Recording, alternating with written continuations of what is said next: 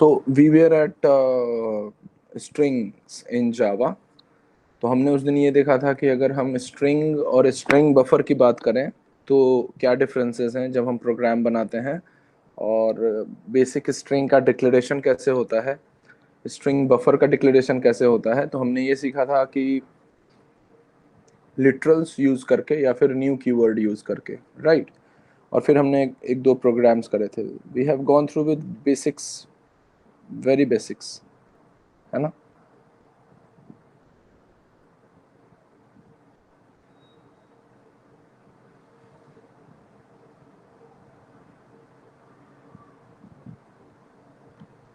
ये सारी चीज़ें हमने देखी थी, है ना। कि अगर हम कैरेक्टर सीक्वेंस की बात करें या फिर अगर हम ऑब्जेक्ट की बात करें, है ना, किसी भी ऑब्जेक्ट की अगर हम बात करते हैं या फिर तो जावा के अंदर तो उस ऑब्जेक्ट को जो है वो दो भागों में बांटा गया है। String builder is as well there, but basically it is string object और string buffer object. Fine. So ऐसे हम उसके बीच का डिफरेंस जो है वो पढ़ेंगे। स्ट्रिंग बिल्डर क्या होता है वो भी हम देखेंगे बाद में, उसका और उसका क्या डिफरेंस है ये भी देखेंगे। तो अभी हम पढ़ रहे हैं कैरेक्टर सीक्वेंस, है ना। कैरेक्टर सीक्वेंस जो है हो सकता है सीरियलाइजेबल हो, कंपैरेबल हो और कैरेक्टर सीक्वेंस में हो। अगर कैरेक्टर सीक्वेंस में होगा तो फिर अपने को स्ट्रिंग बफर, स्ट्रिंग और स्ट्रिंग बिल्डर ये सारी चीज़ें पढ़नी होती हैं। तो ये सारी चीज़ें हमने पढ़ी थी। हमने ये देखा था कि कैसे हमने जैसे सी के अंदर स्ट्रिंग डिक्लेयर करते थे वैसे इसके अंदर करते हैं। इसमें एक न्यू कीवर्ड है, आप सब जानते हो, नया जो अगर कोई वेरिएबल अपने को बनाना होता है उसको एलोकेट करनी होती है स्पेस, तो we will use new in Java. Fine. So ये सारी चीज़ें देखी थी। मैं वापस आपको इसलिए बता रहा हूँ ताकि आपका सब रिवाइज हो जाए और हम वापस शुरू कर सकते हैं, ठीक है। तो इसमें था कि how to create string objects. तो हाउ टू क्रिएट में क्या था, there are two ways, by string literals और बाय न्यू कीवर्ड, यही पढ़ा था हमने। फाइन। तो ये दोनों के थ्रू जब हम क्रिएट करते हैं कैसे ऑब्जेक्ट क्रिएट होता है, मैं ये सारी चीज़ें वापस जो है वो एग्जाम्पल्स में बता के आपको रिवाइज करा दूंगा।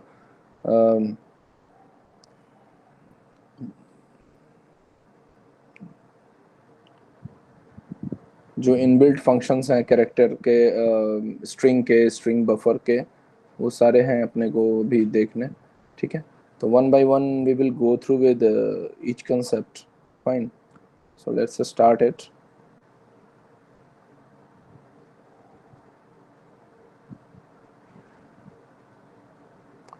ये एग्जांपल हमने करा था इम्यूटेबिलिटी और म्यूटेबिलिटी पे, ठीक है।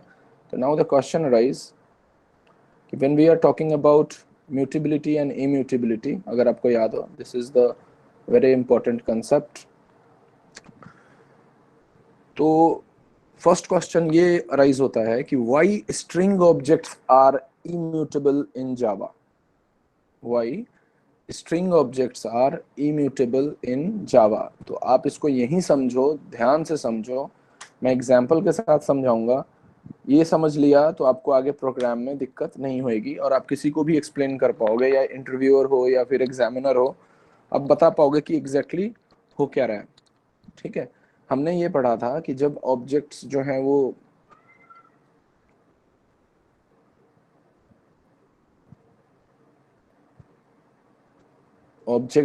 वो अगर डिवाइड होते हैं टू पार्ट्स में, the first part is string objects and the second part is string buffer.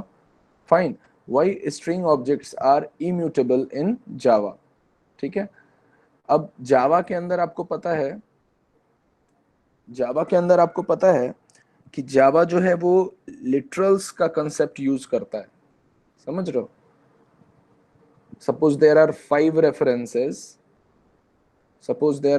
references, all references to the one object Sachin. Fine.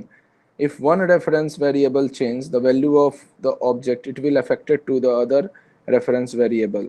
That is why string object is immutable in Java. Fine. ये क्या कहना चाह रहा है, जैसे तुमने एक programme करा था सचिन को लेके, ठीक है, मैं वो एग्जाम्पल पे चलता हूँ, ये देखो।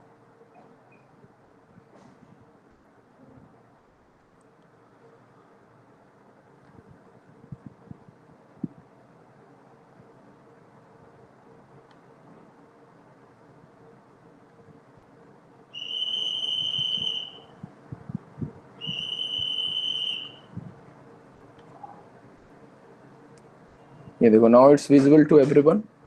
सी देयर इज एन ऑब्जेक्ट, क्या नाम है उस ऑब्जेक्ट का, सचिन। और यहाँ पे एक दूसरा ऑब्जेक्ट बनाया, सचिन तेंदुलकर। और ये सारे कहाँ पे हो रहे हैं, एससीपी के अंदर हो रहे हैं। हम एससीपी क्या होता है ये आपको पता है, कि जब आप एक स्पेशल मेमोरी एलोकेशन होता है जो स्ट्रिंग के लिए दिया जाता है, लेकिन क्यों दिया जाता है, हम किसी और को क्यों नहीं देते हैं। तो ऐसे बहुत सारे क्वेश्चंस हैं जिसको हम आंसर करेंगे अभी। आप बेसिक्स को अगर अच्छे से समझोगे ना, तो जैसे लेंथ का होता है, ट्रिम का होता है, ये सारी चीजें तुम खुद पढ़ के समझ जाओगे। लेकिन अगर बेसिक्स नहीं समझ में आएगा तो there is always a doubt कि ये एक्सेप्शन क्यों हो रहा है। लेकिन अगर अपन को बेसिक्स समझ में आ गया तो कोई भी एक्सेप्शन जो है वो आपको ऐसा नहीं होगा कि आपको समझ में ना आए, ठीक है। तो इसका बेसिक समझो। सपोज करो कि, इसके बाद मैं एक और एग्जांपल दूंगा, ठीक है, कि देर आर टू ऑब्जेक्ट्स, है ना। When we are talking about object, मैं इस एग्जांपल से पहले ये वाला एग्जांपल दिखाता हूँ। When we are dealing with some object, right, the object is divided into two part. The first part is string and the second part is string buffer.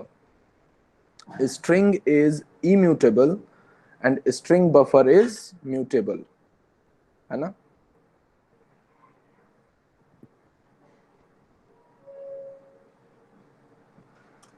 जो string होगा वो क्या होगा, immutable, ठीक है। और string buffer क्या होगा,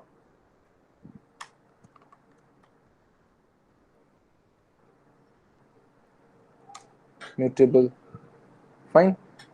स्ट्रिंग को अपन चेंज नहीं कर सकते वंस इट इज डिक्लेयर्ड, और स्ट्रिंग बफर को अपन चेंज कर सकते हैं डिक्लेरेशन के बाद भी, ठीक है। तो when we are dividing any object, when we are talking about any Java object, it is divided into two parts, ठीक है। लीव द अदर पार्ट्स, अभी सिर्फ दो पार्ट की बात करो, string and string buffer. String is immutable, string buffer is mutable.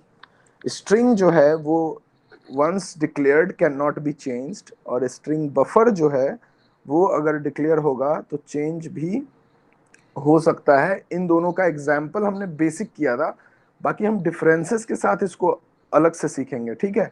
अभी बस कंसेप्ट सीखो, फाइन। तो ये इसका कंसेप्ट है, ठीक है।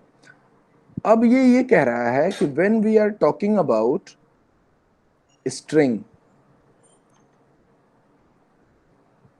Fine, when we are talking about string, तो स्ट्रिंग के अंदर क्या होता है कि अगर कोई एक सिंगल ऑब्जेक्ट बना और उस ऑब्जेक्ट का नाम क्रिएट हुआ सचिन के नाम से, फाइन, और फिर दूसरा हमने एक और ऑब्जेक्ट बनाया वो भी क्रिएट हुआ सचिन के नाम से, फिर तीसरा हमने एक और ऑब्जेक्ट बनाया वो भी क्रिएट हुआ सचिन के नाम से, ठीक है। तो जो एससीपी है, स्ट्रिंग कांस्टेंट पूल, उसके अंदर जब ये स्टोर होगा, ठीक है, उसके अंदर जब ये स्टोर होगा तो तीनों जो है वो एक ही ऑब्जेक्ट को रेफरेंस कर रहा होगा, सही है। मतलब इन तीनों के लिए जो स्ट्रिंग होगा यूज, वो S1 हो सकता है, हुआ था उस दिन भी, ठीक है। तो अगर तुम S1 के अंदर, अगर मान लो S1 डॉट सचिन करते हैं, तो ये कौन सा सचिन को पिक करेगा, फाइन।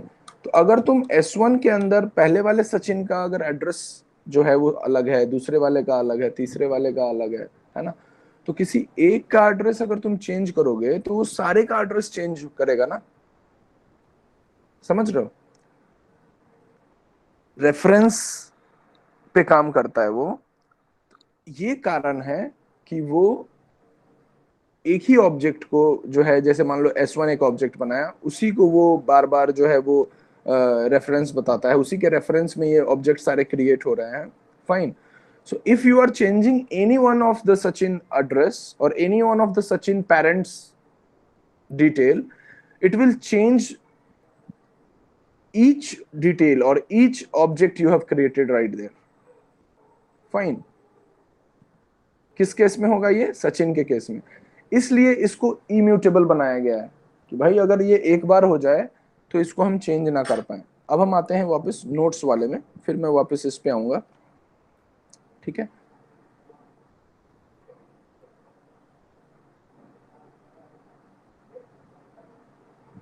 ये देखो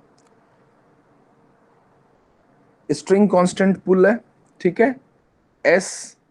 ठीक है, अभी तुम डीए से भी पढ़ रहे होगे डेटा स्ट्रक्चर.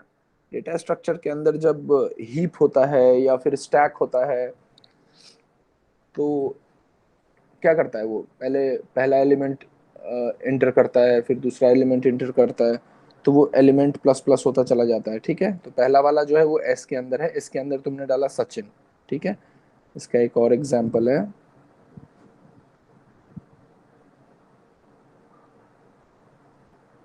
ये देखो, देख रहा हो?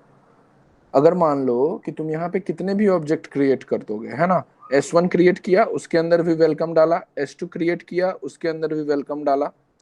ठीक है, अगर ये मान लो चेंज करते हो S1 के अंदर तो ये इम्यूटेबल इसलिए है अगर दोनों ऑब्जेक्ट के अंदर सेम कंटेंट है ना. तो अगर तुम S1 में चेंज करते हो तो it will affect the S2 also. Fine, that's why it is immutable. ठीक है, that's why it is immutable. तो ये सारा खेल जो है वो कहाँ पे हो रहा है? स्ट्रिंग कांस्टेंट पुल के अंदर हो रहा है. Getting my point? It is very important concept. Fine, अब इसका जो है वो एग्जाम्पल शुरू करते हैं. जैसे मान लो यहाँ पे तुमने करा स्ट्रिंग S1 वेलकम क्रिएट किया इसने. किस टाइप का था ये? स्ट्रिंग टाइप का. ठीक है, स्ट्रिंग S2 भी वेलकम किया. It does not create a new instance. समझ में आया? जब हम स्ट्रिंग की बात करते हैं तो जब आपने S2 क्रिएट करा तो ये नया कोई इंस्टेंस नहीं बनाएगा, ये S1 के अंदर ही होगा. आई बात समझ में? अब जैसे देखो, अब जो मैं तुम्हें समझाना चाहता हूँ वहां पे चलते हैं.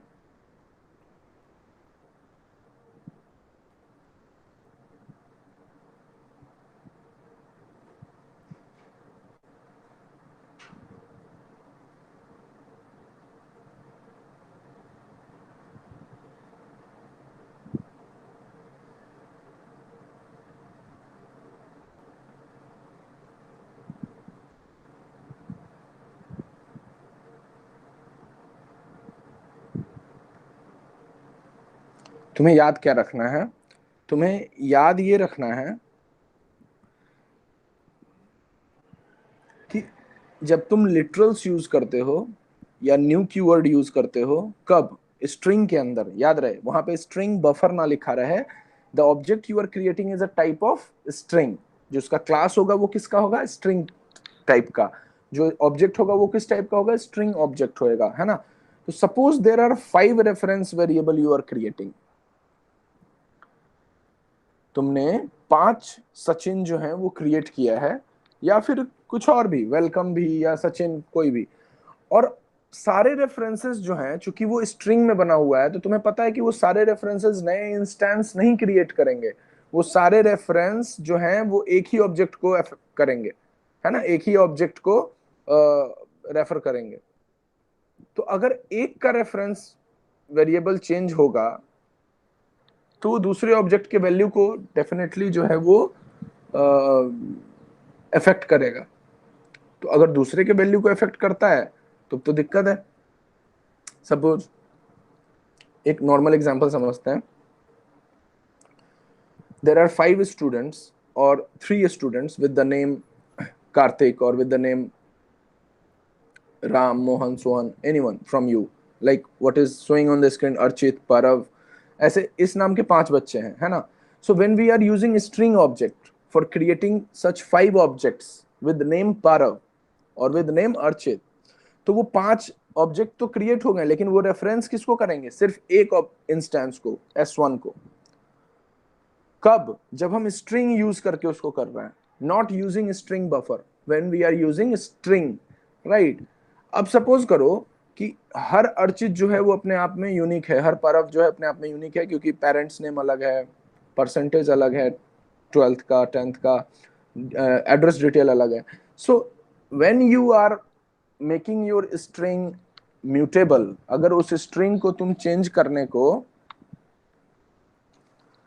जावा अगर उस स्ट्रिंग को म्यूटेबल बना देता है ना, अगर ये म्यूटेबल वो स्ट्रिंग नहीं होता तो क्या होता, तो अगर तुम एक भी पारव के एड्रेस में चेंज करते तो वो सारे पारव के एड्रेस में वही एड्रेस चेंज हो जाता, समझ रहे हो, जितने 5 हैं, और या अर्चित या राम या मोहन या सोहन जो भी तुमने बनाया था।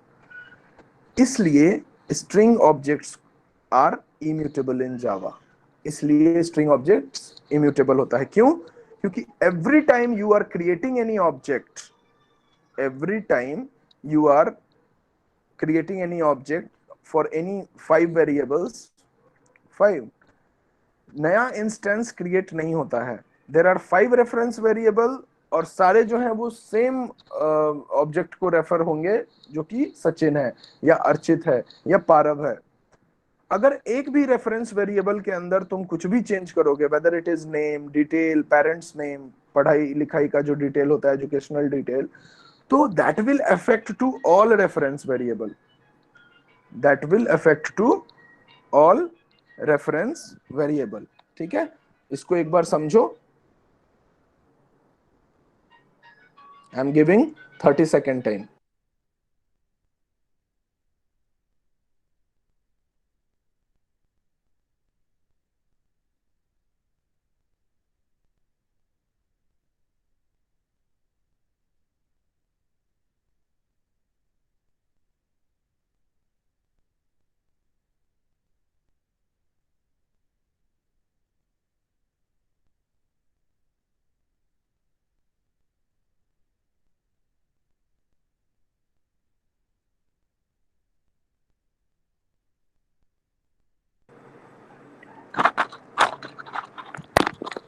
फाइन, तो ये कंसेप्ट था। अब देखो, अब यहां से अगर हम चलते हैं इसको और अच्छे से समझने, ठीक है, तो there are two concepts when we are dividing the objects into two parts। there are, one is string which is immutable in nature।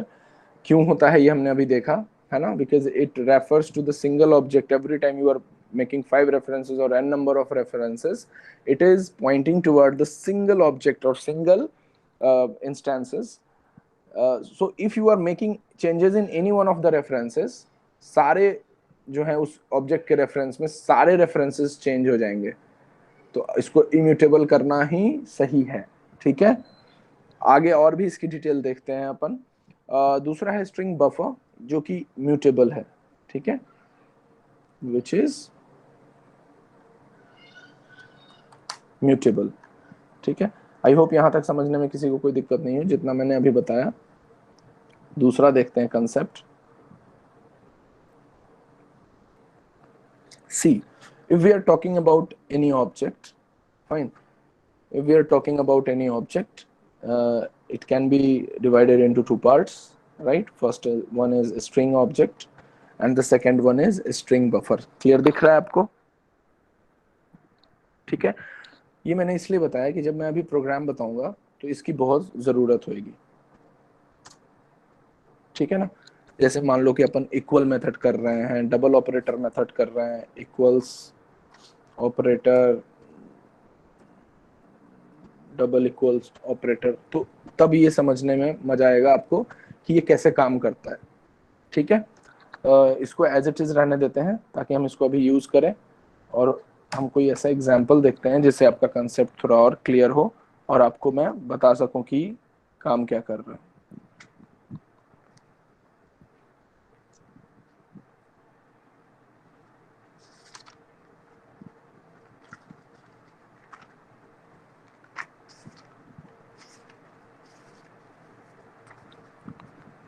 ठीक है, आई होप म्यूटेबल और इम्यूटेबल का कंसेप्ट आपका क्लियर हो गया हो, है ना। अब हम देखते हैं कि एक एग्जाम्पल, ठीक है, हमने लिखा, मान लो एक छोटा सा एग्जाम्पल लिया, string s equals to new string bracket के अंदर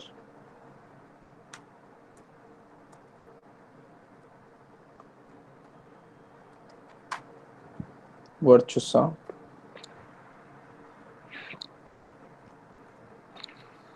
ठीक है। और फिर हमने लिखा एस लिया है ना, तो एस डॉट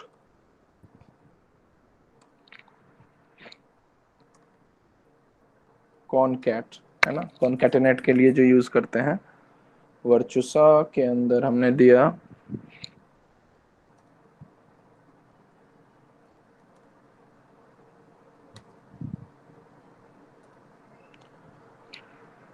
कॉनकैट, कॉनकैट के बाद हमने दिया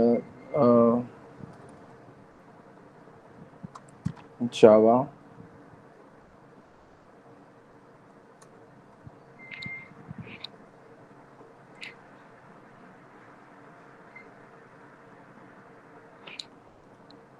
सिस्टम आउट प्रिंटलन यूज करा अपन ने और प्रिंट करवा लिया एस,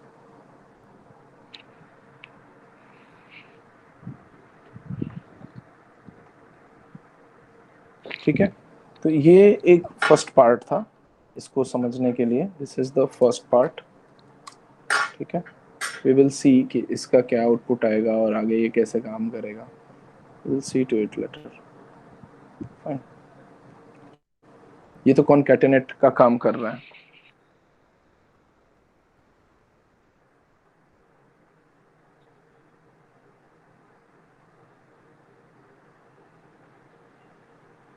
ठीक है। अगर आप इसमें चाहते हो कि कुछ ऊपर में क्लास वगैरह बना देना, तो अपन क्या कर सकते हैं, क्लास टेस्ट,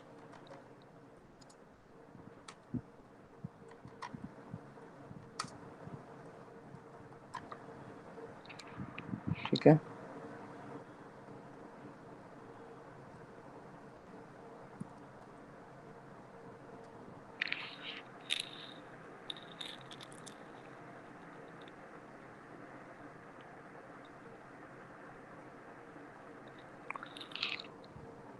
और क्या दे सकते हैं अपन, पब्लिक स्टैटिक वर्ड मैन, जो भी आप इसके अंदर पास करते हो,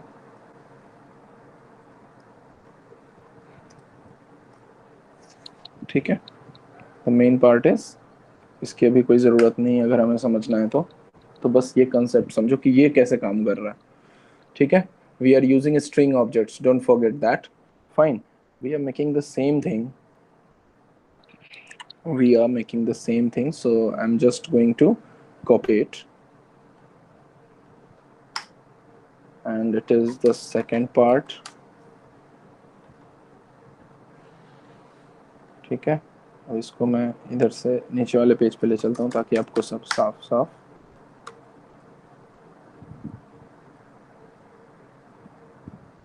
दिखाई दे, ठीक है।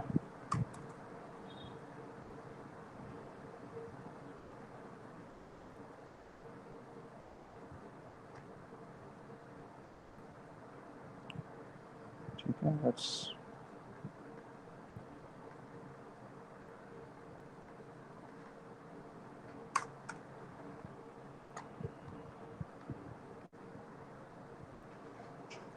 fine.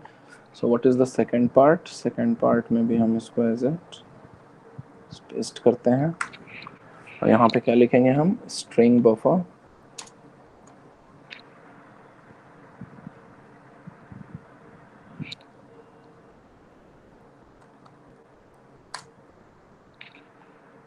और वेरिएबल का नाम रख लो SB, और यहाँ पे न्यू कीवर्ड यूज नहीं होगा तो अपन क्या लिखेंगे, सीधा स्ट्रिंग बफर,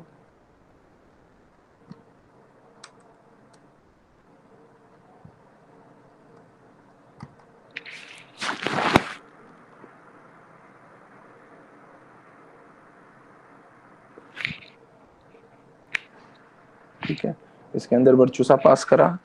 जब हम बफर की बात करेंगे तो SB कॉन्केटेनेट की जगह अपेंड यूज होगा, काम दोनों सेम करता है, अपेंड जावा, और इसके अंदर SB प्रिंट करा लो, SOPLN,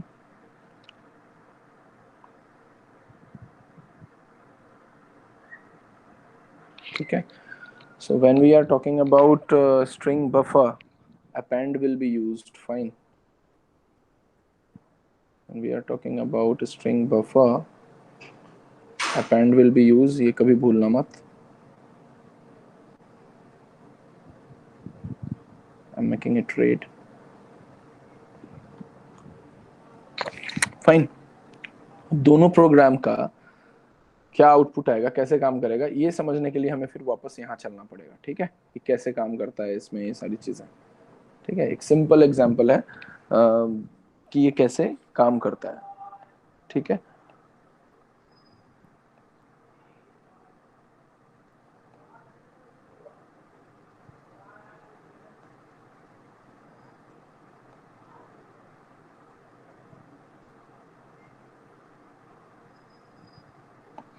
अभी हमने क्या सीखा है इसमें, कि जब हम स्ट्रिंग के अंदर काम करते हैं, ठीक है, यहीं पे समझाता हूं. जब हम स्ट्रिंग के अंदर काम करते हैं तो एक ऑब्जेक्ट क्रिएट हुआ,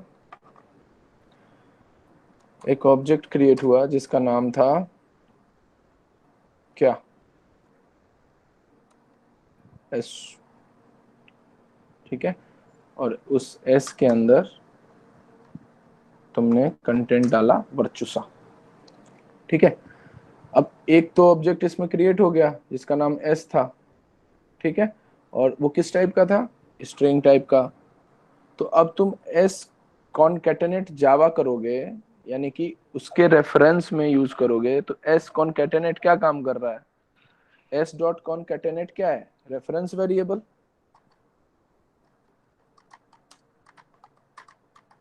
सो if you are making 5 references, तब भी ऑब्जेक्ट जो है वो कितना क्रिएट होगा इसमें, एक ही, क्योंकि वो क्या है, इम्यूटेबल है ना. वो तो इम्यूटेबल है. क्यों? क्योंकि वो स्ट्रिंग टाइप का ऑब्जेक्ट है. समझ रहे हो.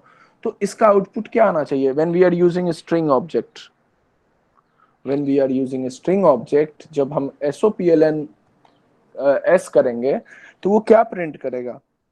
जैसे मान लो कि तुम सचिन करते थे या वेलकम वेलकम प्रिंट करते थे, तो वो क्या प्रिंट करता था, या सचिन, और दूसरे वाले में सचिन तेंदुलकर प्रिंट किया था तुमने, तो पहले वाले में तो उसने सचिन ही प्रिंट करा था ना.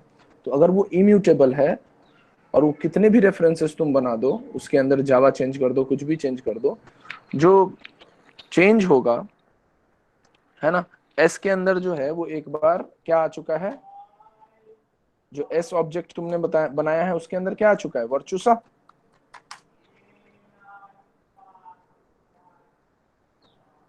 आ चुका है ना.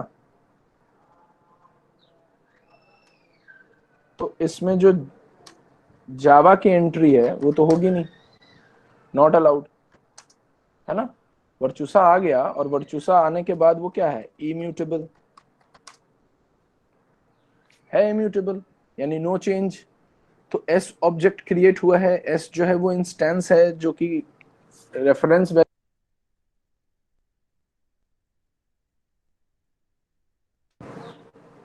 किसके लिए यूज हो रहा है, वो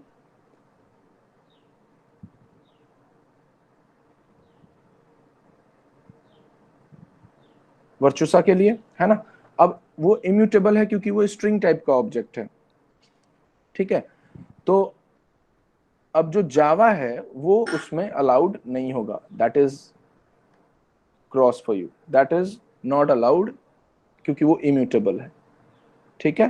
तो कॉन्कैटेनेट कर लो, कुछ भी कर लो, अभी वो अलाउ नहीं होगा. कैसे होगा वो अपन बाद में देखेंगे, बट इस प्रोग्राम का आउटपुट वर्चुसा आएगा. When you are printing SOPLN system out println s, it will print Virtusa only. कोई डाउट तो नहीं. now if we are talking about a string buffer, it is mutable. fine. when we are talking about a string buffer, it is mutable, और हम यहाँ पे append कर रहे हैं. ठीक है.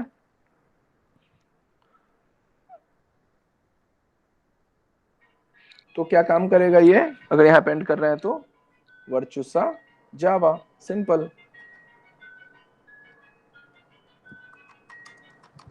वर्चुसा जावा. अब इस प्रोग्राम को समझो, try to run it. I am waiting for 1 minute. 1 minute है आपके पास, आप इसको देख लो, चला गया, कोई इश्यू आए तो मेरे को बताना.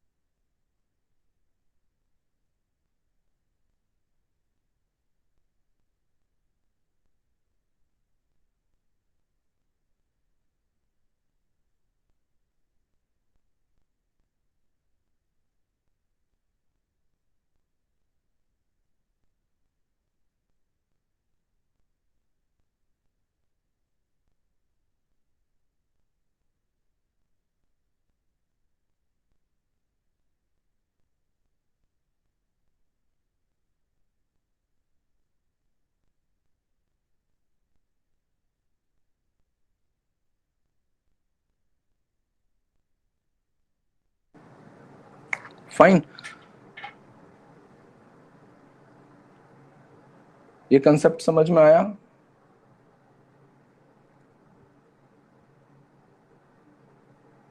कोई डाउट हो तो बताना, आई एम वेटिंग।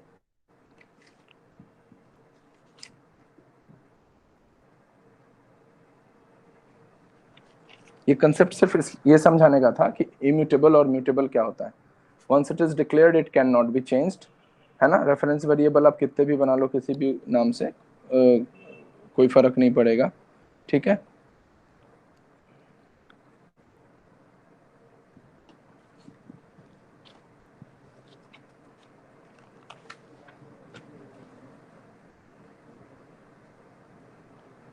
एक दूसरा एग्जाम्पल देखते हैं अपन।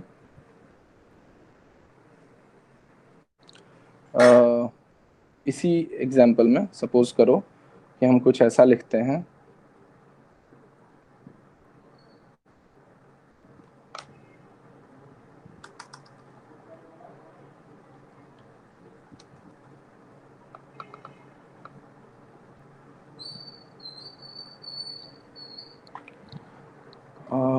स्ट्रिंग s1 दे दिया इसका नाम, ठीक है।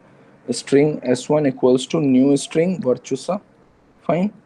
और फिर लिखा अपन ने एज इट इज, इसको कॉपी करते हैं, कॉपी, फिर यहाँ अपन ने इसको पेस्ट करा, इसका नाम दे दिया हमने यहाँ पे s2, ठीक है। और इसके अंदर हमने पास कर दिया जावा, फाइन। अब हम यहाँ पे system out print L N SOPLN से प्रिंट कराते हैं S1 double equals to S2,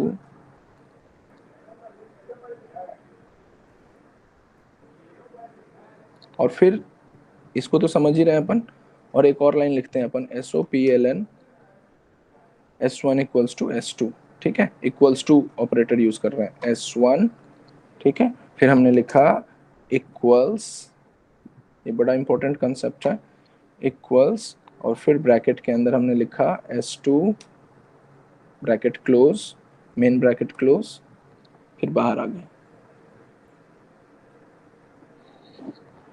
ठीक है। तो ये तो फर्स्ट पार्ट था। सेकंड पार्ट के अंदर क्या करेंगे अपन,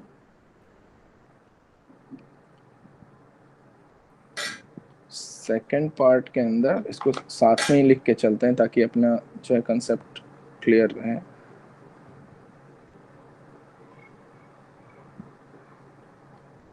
कॉपी करा,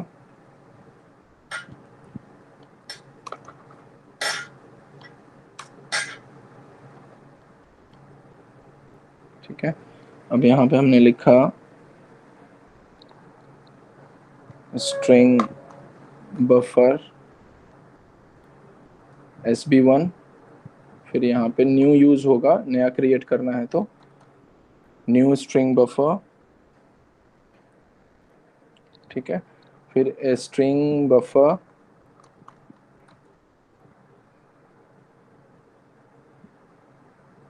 और फिर यहाँ भी स्ट्रिंग बफर, इसका नाम दे दो SB2 स्ट्रिंग बफर 2,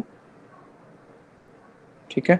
और फिर SB1 कर दो यहाँ पे, और यहाँ पे कर दो SB2, यहाँ पे कर दो SB1, और यहाँ पे कर दो SB2,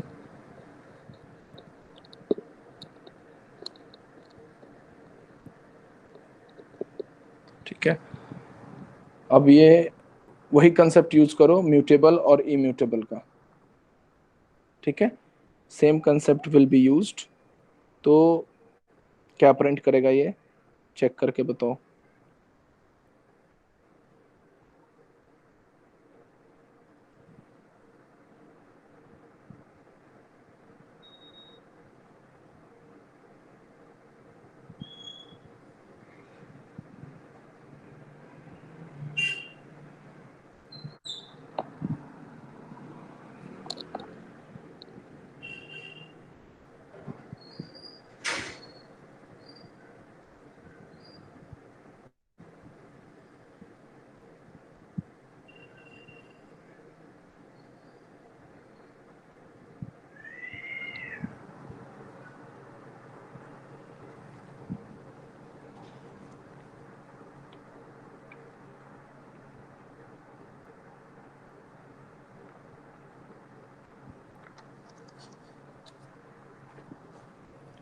अगर हम आपने अभी क्या सीखा है कि जब हम स्ट्रिंग की बात करते हैं, जब हम स्ट्रिंग की बात करते हैं तो स्ट्रिंग में क्या काम होता है? रेफरेंस कंपैरिजन,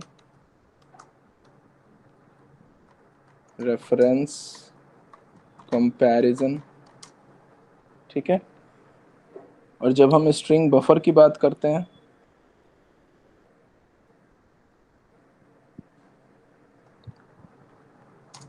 कंटेंट कंपैरिजन, ठीक है। ये जो होता है वो होता है इम्यूटेबल,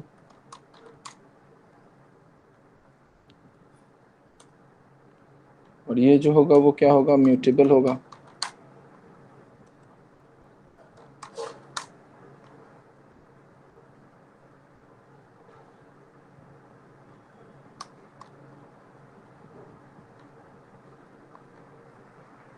फाइन। अब इस बेसिस पे जब हम डबल इक्वल ऑपरेटर यूज करेंगे, है ना, तो वो रेफरेंस कंपैरिजन करेगा, ठीक है। So if you are creating an object s1 and if you are creating an object s2, there are two different objects, है ना, not pointing to the same object,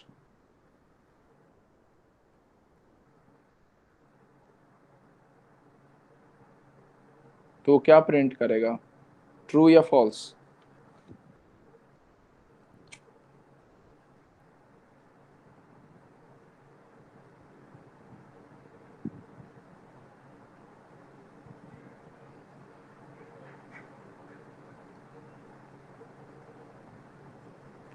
एक चीज हमेशा ध्यान रखना, जो डबल इक्वल्स टू ऑपरेटर है वो स्ट्रिंग के अंदर ओवररिडन होता है, ओवररिडन इन केस ऑफ स्ट्रिंग, और जो डबल इक्वल ऑपरेटर है वो स्ट्रिंग बफर के अंदर नॉट ओवररिडन।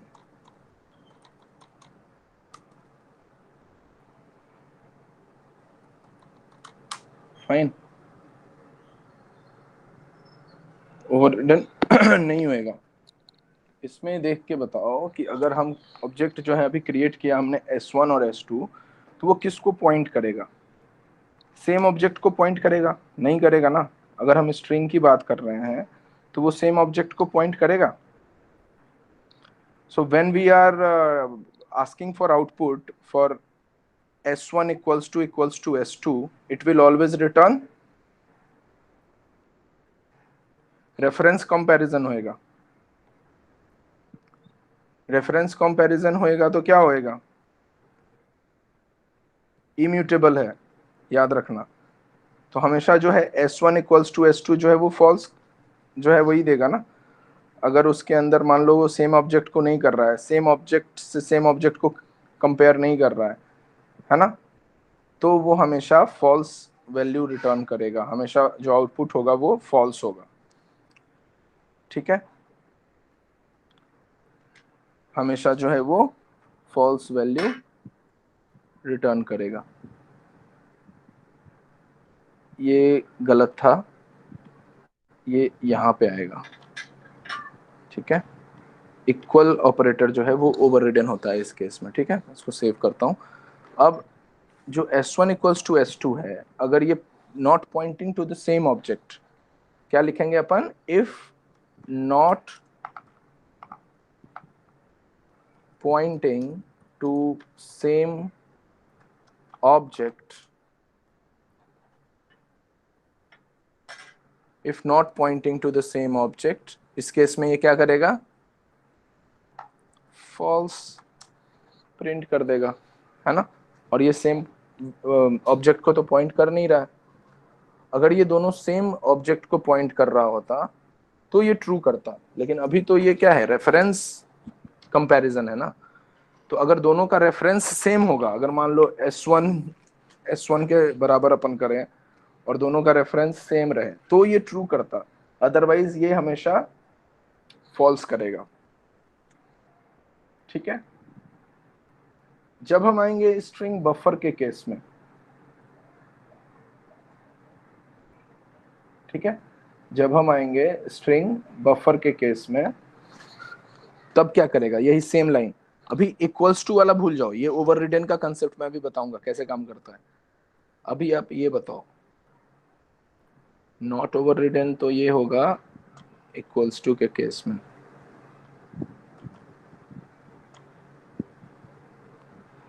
नॉट ओवर रिडन होगा इक्वल्स टू के केस में। इस केस में क्या करेगा, ये स्ट्रिंग बफर के अंदर वर्चुसा है, ठीक है, और स्ट्रिंग बफर टू के अंदर जो है वो जावा है,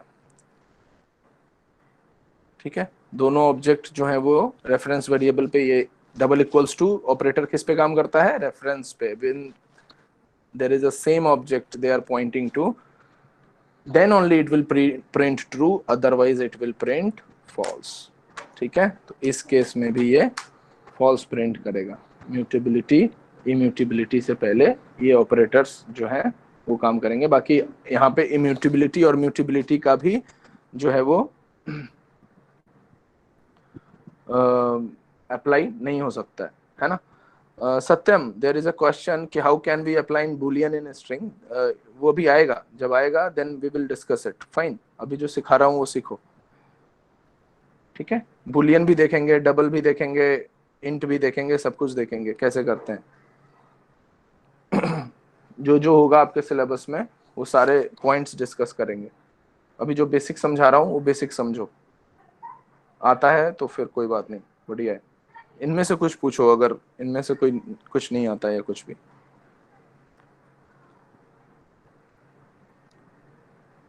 ठीक है, अब ये तो हो गया तुम्हारा किसका कंसेप्ट, ये कंसेप्ट हो गया तुम्हारे स्ट्रिंग का, जब अपन डबल ऑपरेटर यूज करेंगे, है ना। When it is pointing to the same object, if it is not referencing to the same object it will always print false. Fine, now there is a concept of equals, है ना। तो equals हमेशा याद रखना कि जो equals operator है, जब अपन इक्वल्स कीवर्ड यूज करते हैं, जो इक्वल्स ऑपरेटर है वो हमेशा ओवर रिडन होता है। किस केस में ओवर रिडन होता है, किस केस में, स्ट्रिंग ऑब्जेक्ट के केस में। हमने यहां देखा ना, ऑब्जेक्ट को दो पार्ट में बांटा गया है, ठीक है। ये देखो, अब इसमें अगर अपन बात करें तो स्ट्रिंग के अंदर ये जो इक्वल्स ऑपरेटर है ये ओवर रिडन होता है। इसके अंदर जो इक्वल्स ऑपरेटर होएगा नॉट ओवर रिडन होएगा,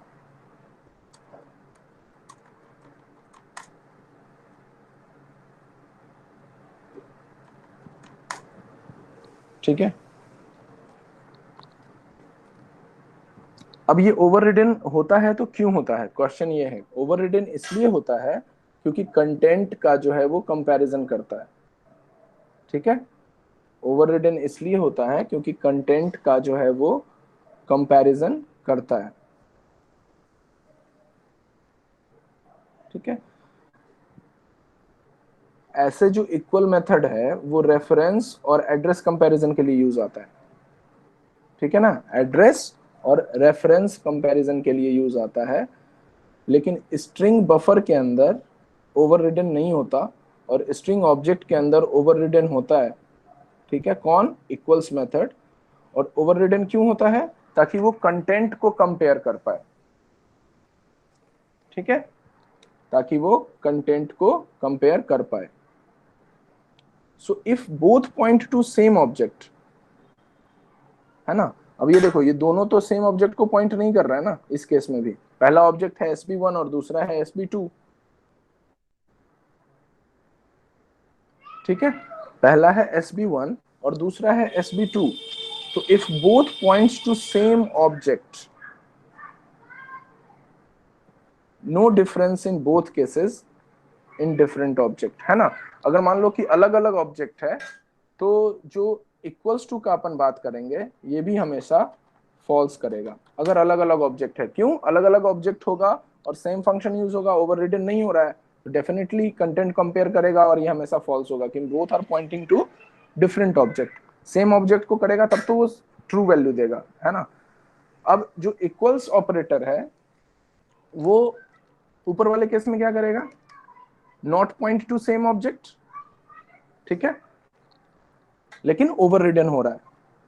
not point two same object है ना, S1 और S2 है, अगर सेम ऑब्जेक्ट होता तब तो एक ही चीज करता वो, लेकिन when not point two same object और कंटेंट कंपैरिजन करेगा, ठीक है, ओवर रिडन होगा, तो ओवर रिडन होगा तो S1 equals to S2, same object नहीं है, ठीक है, पॉसिबल है, तो ये जो है ये ट्रू करेगा।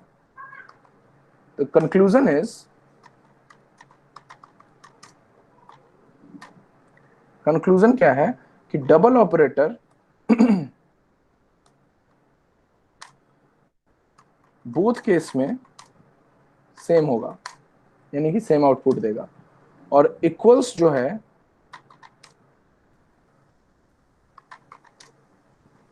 वो क्या करेगा, मेथड ओवरराइडिंग करेगा स्ट्रिंग के केस में,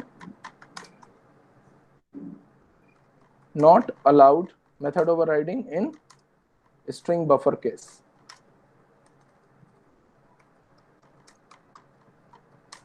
ठीक है, अब अलाउड नहीं होगा तो वो जब कंपेयर करेगा तो वो दोनों अलग अलग ऑब्जेक्ट्स होंगे, तो ये फॉल्स करेगा।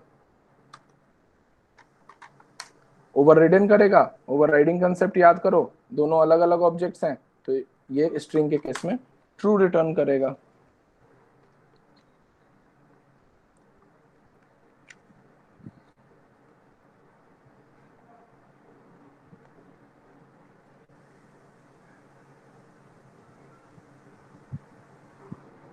ठीक है, क्यों, क्योंकि ये एड्रेस और रेफरेंस का जो होता है, या एड्रेस का जो कंपैरिजन होता है उसको यूज करने के लिए यूज होता है ये इक्वल्स। इक्वल्स जो होता है वो रेफरेंस या फिर एड्रेस को कंपेयर करने के लिए यूज होता है, लेकिन इक्वल्स जो है वो स्ट्रिंग के केस में अगर अपन बात करें तो स्ट्रिंग के केस में वो ओवररिडन हो जाता है, क्योंकि उसको कंटेंट कंपैरिजन करना होता है।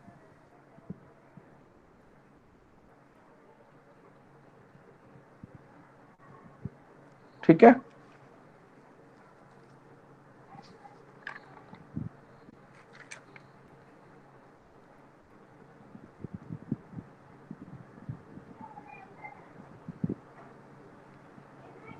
मैं तुम्हें एक अलग एग्जांपल देता हूँ। जैसे मान लो स्ट्रिंग S1 करा, न्यू स्ट्रिंग वर्चुसा करा, स्ट्रिंग इसी के अंदर करा, ठीक है, फिर बताना तुम्हें समझ में आया या नहीं आया। स्ट्रिंग S2 करा, न्यू स्ट्रिंग वर्चुसा, यहाँ पे भी वर्चुसा कर दो,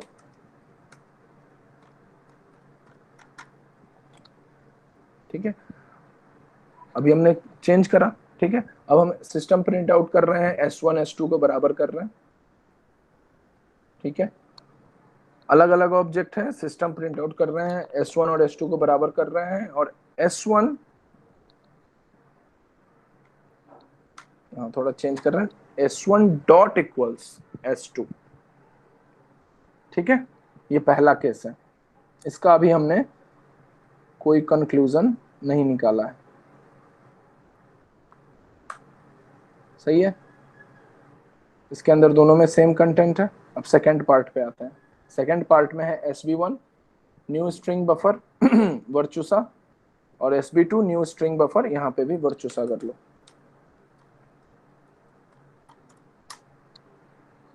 ठीक है। अब यहाँ पे आप सिस्टम आउट प्रिंटलन में जो है SB1 और SB2 को बराबर कर लो, और सिस्टम SB1 और यहाँ पे डॉट लगा लो, डॉट इक्वल्स SB2,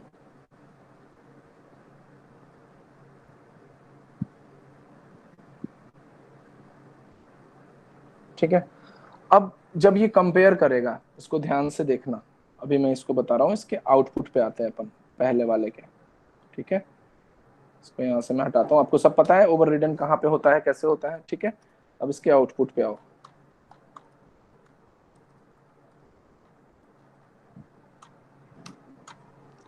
ठीक है, आउटपुट में क्या हुआ, क्या देखा आपने कि हम क्या करना चाह रहे हैं, यहाँ पे डबल इक्वल से रेफरेंस कंपैरिजन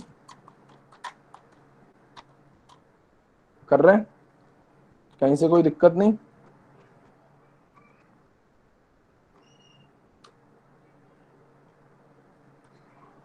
रेफरेंस कंपैरिजन कर रहे हैं, ठीक है।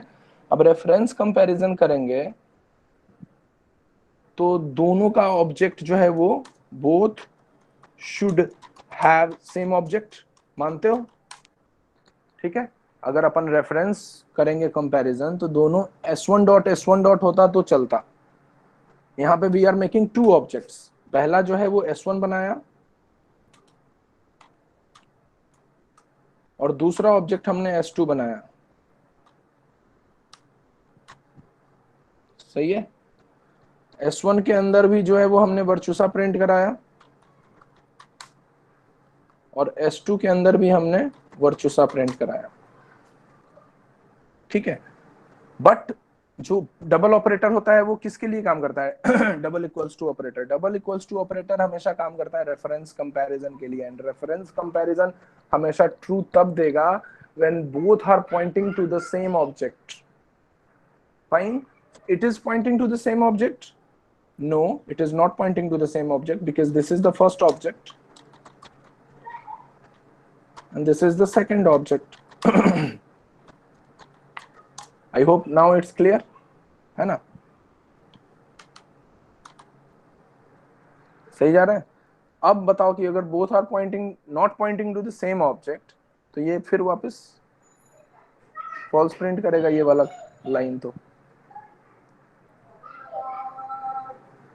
ये वाला लाइन हमेशा false print करेगा if it is not pointing to the same object. Fine. अब दोनों में जो स्ट्रिंग बफर की बात करो या फिर स्ट्रिंग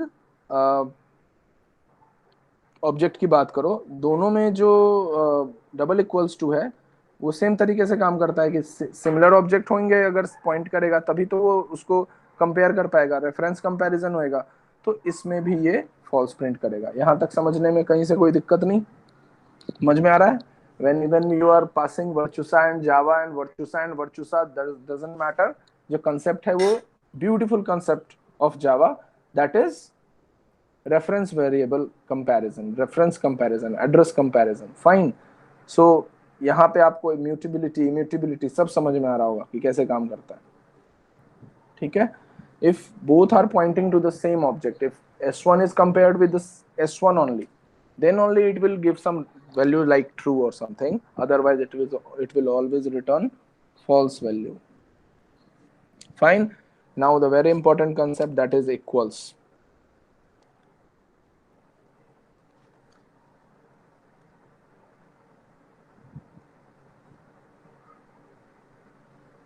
ठीक है, अब इक्वल्स कैसे काम करेगा? इसमें ओवररिडन होएगा किसमें? स्ट्रिंग वाले में। There are two type of object, string and string buffer, ठीक है। और स्ट्रिंग बफर जो है वो क्या करेगा? प्रेफर करेगा कंपैरिजन, और इक्वल ऑपरेटर जो है होगा वो ओवररिडन नहीं होएगा, है ना। और इसके अंदर इक्वल बफर ओवररिडन होता है कंटेंट कंपैरिजन के लिए, तो ओवररिडन होगा अगर कंटेंट कंपैरिजन के लिए तो ये पास करेगा ट्रू, और इसके अंदर नहीं होता है कंटेंट कंपैरिजन के लिए ओवररिडन, तो सेकंड पार्ट में जो इक्वल्स टू है वो फॉल्स पार्ट करेगा। सेम क्वेश्चन, कंटेंट सेम करके आपको बताया, आपको बस समझना है ये वाला कंसेप्ट, ओवररिडन और नॉट ओवररिडन, ये कंसेप्ट आपसे हर जगह इंटरव्यू में पूछा जाएगा, ठीक है। इस कंसेप्ट को आपको समझना है।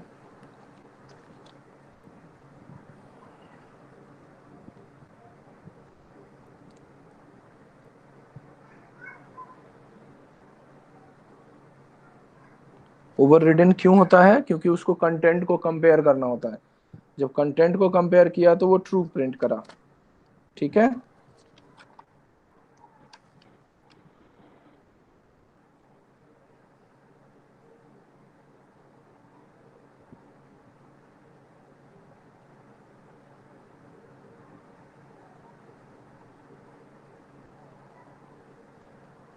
अब तुम्हारे लिए ये सवाल है, इसको करके देखना कि अगर मान लो कि इस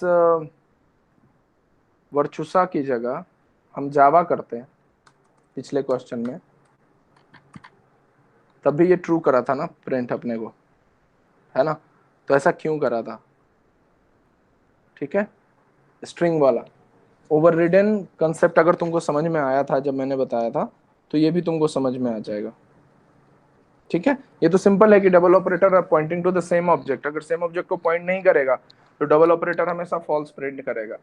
but what about equals? Equals will return true when it is overridden in case of a string object. Fine, string object में जब ये ओवररिडन होगा, और ओवररिडन होगा तो कंटेंट कंपेयर करेगा, है ना, और बफर के अंदर हमेशा रेफरेंस कंपैरिजन होता है। अब समझ में आ रहा है? रेफरेंस कंपैरिजन होगा तो दोनों में सेम ऑब्जेक्ट होना चाहिए। फाइन, ये दोनों केस में इक्वल्स वाले में ओवररिडन होके ट्रू क्यों आउटपुट दे रहा है? That's only because if you are comparing on the basis of reference comparison, both should point to the same object। ठीक है, तो बोथ जो है वो सेम ऑब्जेक्ट को जो है वो पॉइंट नहीं कर रहा, वर्चुसा वर्चुसा या वर्चुसा जावा दोनों अलग अलग ऑब्जेक्ट को प्रिंट कर रहा है। ठीक है, अभी मैं वापस यहाँ पे वर्चुसा लिख देता हूँ।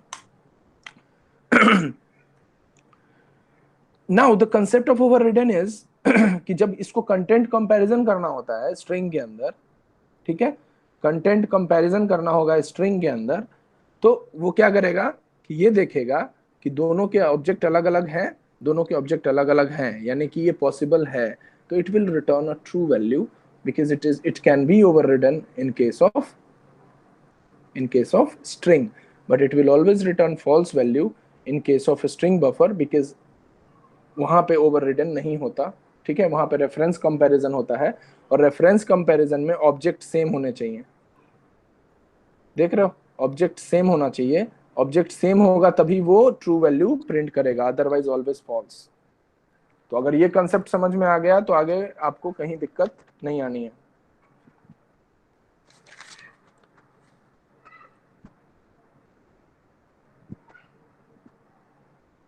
ठीक है, अब एक दो क्वेश्चन है, मैं इसको यहाँ पे सेव रखता हूँ और क्वेश्चंस आपसे डिस्कस करता हूँ इसी बेसिस पे जो अभी आपको पढ़ा रहा हूँ मैं, है ना। पहला क्वेश्चन ये है कि जो एससीपी है, स्ट्रिंग कांस्टेंट पुल, ठीक है, जो एससीपी था हमारे पास, जो हमने कल पढ़ा था परसों इससे प्रीवियस क्लास में, तो पहला क्वेश्चन ये है why SCP string constant pull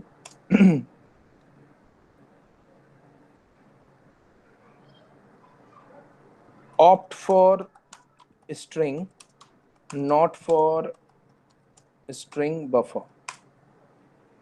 fine, ये है पहला क्वेश्चन।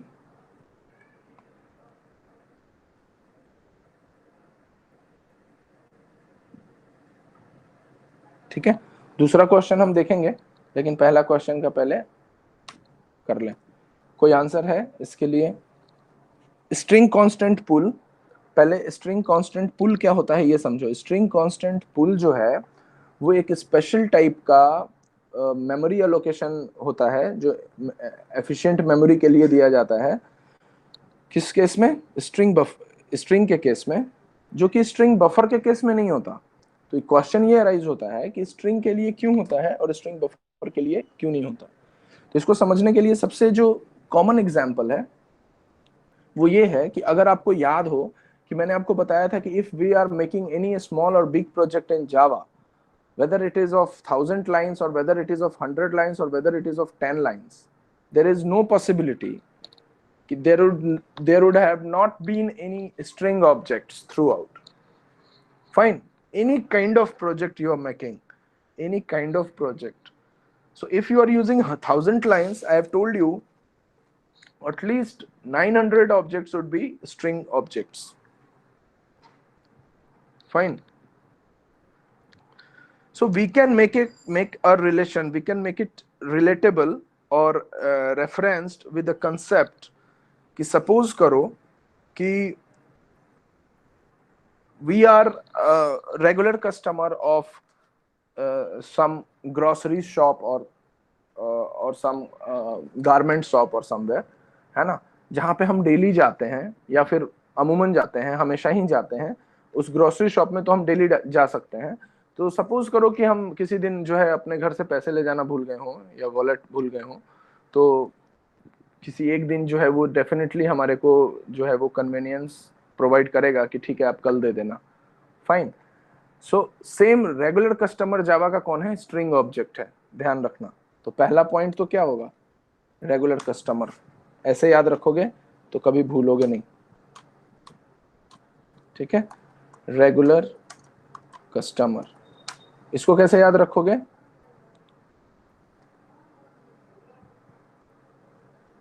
इसको कैसे याद रखोगे रेगुलर कस्टमर? कैसे कि in any Java project, small और big, in any Java project, small or big project, it is not possible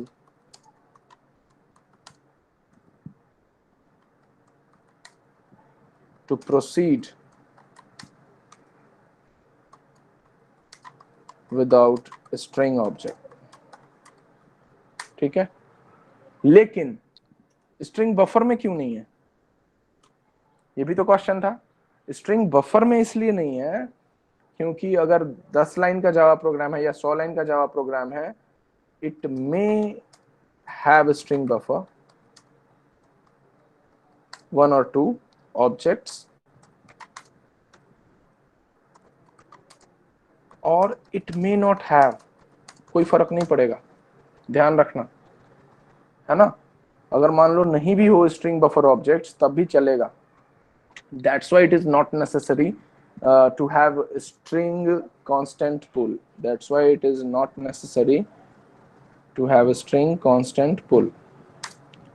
A string constant pull. Fine.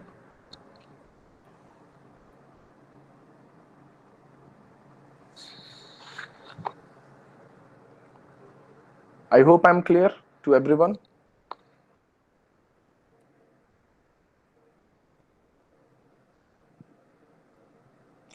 तो चूंकि ये जो है रेगुलर कस्टमर है, बोलते हैं ना कि आपको एक कार्ड दे देंगे जिस कार्ड से आप यूज कर सकते हो, तो वहां से ये कंसेप्ट हुआ यूज। अब मान लो कि इसको पास जो है ये रेगुलर कस्टमर है, कौन है? String object. तो स्पेशल मेमोरी मैनेजमेंट इसके लिए चाहिए, क्योंकि अगर मान लो कि 100 लाइन का जावा प्रोजेक्ट है तो 90 तो स्ट्रिंग ऑब्जेक्ट्स ही होते हैं, तो उसके लिए एक अलग मेमोरी मैनेजमेंट इसको जावा ने प्रोवाइड किया। So special memory management is provided by Java to string objects only. Fine, that is called string constant pull.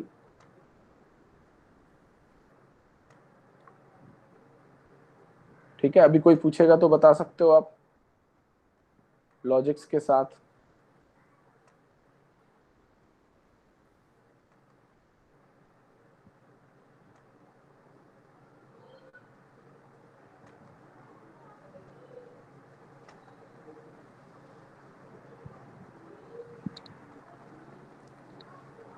Fine, अब है दूसरा क्वेश्चन, वेरी इंपॉर्टेंट। इस क्वेश्चन में कोई भी दिक्कत हो अगर आपको समझने में तो बता देना, I am waiting for your queries. Second question is that, जितना हमने पढ़ा उस बेसिस पे, why string objects are immutable, है ना? Why string objects are immutable।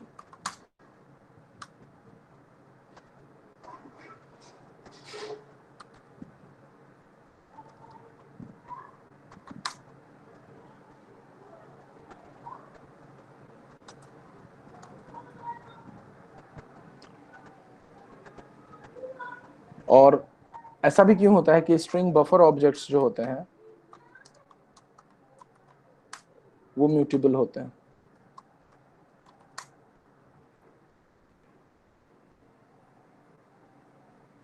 उसका कारण है, अगर एक लाइन में कोई आंसर दे तो वो इसलिए क्योंकि SCP,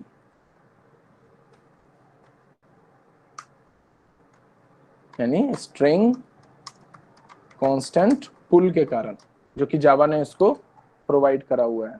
sorry for the spelling mistakes. String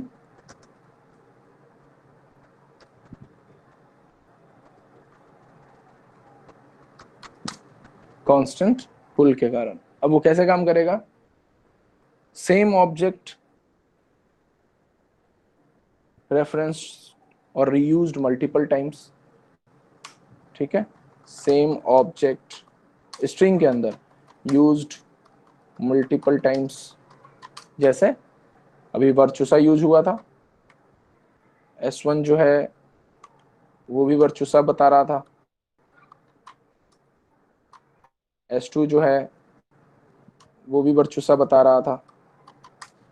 similarly Sn तक जाएगा, ठीक है।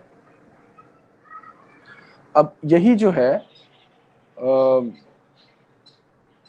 बफर के केस में, स्ट्रिंग बफर के केस में प्रोवाइडेड नहीं होता मेमोरी मैनेजमेंट, है ना। तो नहीं प्रोवाइड होगा तो क्या होगा? reusing of same object, reusing the same object is not possible,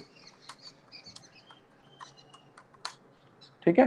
reusing the same object is not possible in case of a string buffer, that's why it is mutable। Change कर सकते हैं उसको, बार बार change कर सकते हो, जितनी बार आप same object में डिफरेंसेस चाहते हो, वेरिएबल में डिफरेंसेस चाहते हो, आप स्ट्रिंग बफर के अंदर चेंज कर सकते हो। That's why it is mutable, because reusing the same object is not allowed. और वो वाला जो है इम्यूटेबल होता है क्योंकि आप बार बार जो है वो ऑब्जेक्ट को यूज कर सकते हो। String constant pool is provided for that, ठीक है। दूसरा एक कारण है कि वो म्यूटेबल इम्यूटेबल इसलिए होता है कि सपोज मैंने पारव और ऐसे नाम लेके बताया था कि वर्चुसा के अंदर अगर सेम नेम से बच्चे हों और उनका अगर आप एक बार डिटेल चेंज करोगे तो वो पूरे में वो डिटेल को चेंज करेगा कि because they are pointing to the same object, they are pointing to the same object in case of string। so if they are pointing to the same object, any change you will made, है ना, it will affect the all variables, fine, it will affect the variables which has been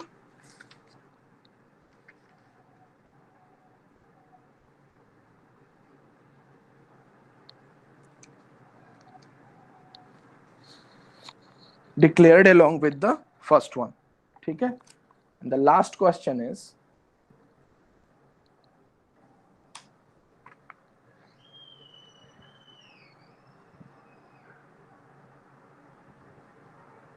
कि आपको ये तो पता चल गया कि स्ट्रिंग कांस्टेंट पुल जो है उसके फायदे क्या क्या है ना।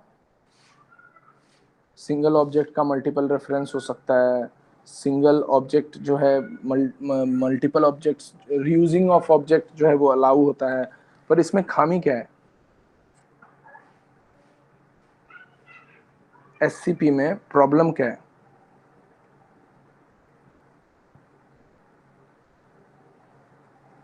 एससीपी में ये प्रॉब्लम है कि वो सेम ऑब्जेक्ट को जो है अगर आप चेंज करोगे, जैसे मान लो कि आपने एक जावा का प्रोजेक्ट बनाया है ना, उसमें आपने अपने क्लास के सारे बच्चों को डिटेल दी है, तो जैसे ही उसमें कुछ भी आप चेंज करते हो, ठीक है, जैसे फॉर एग्जांपल S1 के अंदर वर्चुसा है, S2 के अंदर भी वर्चुसा है, इस वर्चुसा का रोल नंबर जो है, तो आप उसके लिए दूसरा वो बनाओ कांस्टेंट पुल के अंदर, रोल नंबर जो है वो है 101, ठीक है। और ये वाले वर्चुसा का जो रोल नंबर है वो है 102, ठीक है। तो अभी अगर आप, ये एससीपी का प्रॉब्लम है, तो अभी वो कौन से वर्चुसा को ढूंढेगा? कांस्टेंट पुल के अंदर जाएगा तो आप बोलोगे कि नहीं इसको ना चेंज कर दो, इसको 101 कर दो, तो यहाँ पे 101 किया तो ये भी 101 हो गया, है ना। और अगर आपने यहाँ पे 102 किया तो ये भी 102 हो गया। Both are pointing to the different object but SCP है, ठीक है। तो इसको सॉल्व कैसे करें? तो इसको सॉल्व इसलिए ऐसे करा क्योंकि यहाँ पे आपने ये S1 जो है वो स्ट्रिंग ऑब्जेक्ट बना दिया। जैसे ही आपने इसको स्ट्रिंग ऑब्जेक्ट बना दिया, वैसे ही ये क्या हो गया, स्ट्रिंग ऑब्जेक्ट बनने के बाद इम्यूटेबल, इम्यूटेबल बनने के बाद आप इसमें कुछ भी कर लो चेंज नहीं होगा। If you have to make another statement, आप एक नया ऑब्जेक्ट बनाओ, नया उसका डिटेल दो, लेकिन जो स्ट्रिंग ऑब्जेक्ट है वो कभी चेंज नहीं होगा। तो उसको इम्यूटेबिलिटी से हम सॉल्व कर सकते हैं, ये जो एससीपी का प्रॉब्लम है। ठीक है, सेम ऑब्जेक्ट यूज होता है, ये तो इसका बहुत स्ट्रॉन्ग पॉइंट है ना। Object with any other object, अब all wrapper class objects are immutable. आपसे अगर कोई ये पूछे कि स्ट्रिंग के अलावा कोई ऐसा क्लास है जो कि इम्यूटेबल है जावा के अंदर, तो क्या आंसर दोगे? कि है, जिसको अपन बोलते हैं wrapper या रैपर, WRAPPER। ठीक है, वो क्लास क्या होता है? This is the final concept. इसको आप एक बार पढ़ के आना, कोई दिक्कत होगी तो कल पूछना। ठीक है, रैपर क्लास, रैपर क्लास के अंदर क्या क्या आता है? Int, short, double, byte, float, character, everything. ठीक है, ये सारे जो हैं वो रैपर क्लास हैं, और ये भी जो है वो इम्यूटेबल होते हैं। आप देख रहे हो, समझ जाओगे देख के ही, मतलब इनको चेंज नहीं किया जा सकता। ठीक है, अब एससीपी बेस्ट क्यों है? एससीपी जो प्रोवाइड करता है स्ट्रिंग ऑब्जेक्ट्स को, वो दो कारणों से बेस्ट है। एक, परफॉर्मेंस उसका बहुत तगड़ा है ना, परफॉर्मेंस इवेल्युएशन बहुत फाइन है। दूसरा, इफिशिएंट मेमोरी मैनेजमेंट, है ना। जो स्ट्रिंग कांस्टेंट पूल है वो इफेक्टिवली आपके उसी काम के लिए वो मेमोरी मैनेजमेंट दिया गया है जावा की तरफ से, इसलिए वो बढ़िया है। सिंगल ऑब्जेक्ट मल्टीपल रेफरेंस हो सकता है, ये भी एक पॉजिटिव पॉइंट है। Single object multiple reference. ठीक है, अभी जैसे मान लो अपन ने बनाया था बच्चों के नाम से, उसका डिटेल अलग होता, मतलब कोई हैदराबाद से है, कोई पंचकुला से है, कोई चंडीगढ़ से है ना। तो अगर मान लो कि एक बच्चे का अगर वो इम्यूटेबल नहीं होता, अगर स्ट्रिंग जो है वो इम्यूटेबिलिटी को फॉलो नहीं करता, very great concept immutability is, अगर वो इम्यूटेबिलिटी को फॉलो नहीं करता तो the name, person name with the same name like Archit, Parav और एनीथिंग, वो अगर आप एक जगह जाके उसमें पंचकुला लिखते तो वो जितना भी हैदराबाद वाला भी है उसमें भी पंचकुला अपडेट हो जाता। तो इम्यूटेबिलिटी से हमने जो है इस प्रॉब्लम को सॉल्व कर दिया है कि when it is using the same object. ठीक है, सिंगल ऑब्जेक्ट मल्टीपल रेफरेंस, बहुत छोटा कंसेप्ट है और बहुत इंपॉर्टेंट कंसेप्ट है। अगर ये समझ में आया तो आप सारे ऑपरेशंस समझ में आएगा आपको, अगर अब हम जो परफॉर्म करेंगे वो सारा। ठीक है, मैं आपको इक्वल्स टू और इक्वल्स पढ़ने को दे रहा हूं, वो पढ़ के मेरे को कल बताना कि अगर हमने वर्चुसा वर्चुसा यूज किया था तो इक्वल्स वाला दोनों में ट्रू वैल्यू क्यों दे रहा था। और डबल ऑपरेटर तो इजी है कि अगर मान लो दोनों पॉइंट करेगा डिफरेंट ऑब्जेक्ट को तो हमेशा फॉल्स देगा, अगर दोनों पॉइंट करेगा सेम ऑब्जेक्ट को तो हमेशा ट्रू देगा, irrespective of the content they are having, like one is having Java and one is having Virtusa, that is also not mattering as far as they are pointing to the different object. As long as they are pointing to the different object, they will always return false. As long as they are pointing to the same object, they will always return true. But in case of equals, I'm giving you the clear hint. In case of the equal, when we are talking about a string object, equals operator, जो equals keyword होता है वो operator overridden होता है। overridden क्यों होता है? content comparison के लिए। ठीक है, content comparison के लिए overridden होता है। so even if it is pointing to the different object, it will return true value। ये possible है इसलिए।